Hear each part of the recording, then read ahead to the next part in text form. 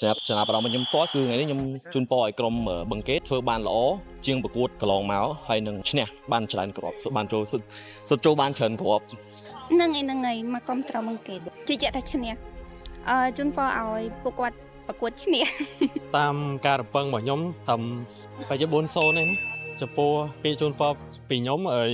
សង្ឃឹមថាគាត់ធ្វើបានល្អហើយជូនពរឲ្យក្រុមរបស់យើងឈ្នះសម្រាប់ខ្ញុំគិតថាប្រហែលជា4-0សម្រាប់ idol របស់ខ្ញុំគឺម៉ាត់នរុនបងម៉ាត់នរុនចំណាប់អារម្មណ៍របស់ខ្ញុំតគឺថ្ងៃនេះខ្ញុំជូនពរឲ្យក្រុមបឹងកេតធ្វើបានល្អជាងប្រកួតកន្លងមកហើយនឹងឈ្នះបានច្រើនគ្រាប់បានចូលសុទ្ធចូលបានច្រើនគ្រាប់គិតថាអាចទទួលបានជាជំនះ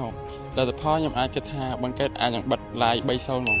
សម្រាប់ idol ខ្ញុំគឺអ្នកហ្គោនហ្មងលទ្ធផលដែលខ្ញុំគិត4-1 idol របស់ខ្ញុំខ្សែយុទ្ធម៉ាត់នរុនសម្រាប់ពេលជូនពរឲ្យគាត់ទទួលបានជាជំនះថ្ងៃហ្នឹងហើយទៅប្រកួតក្រោយៗខាងមុខទៀតដើម្បីឡើងលេខ ranking នៅក្នុងលេខដើម្បីលេងពានអន្តរជាតិ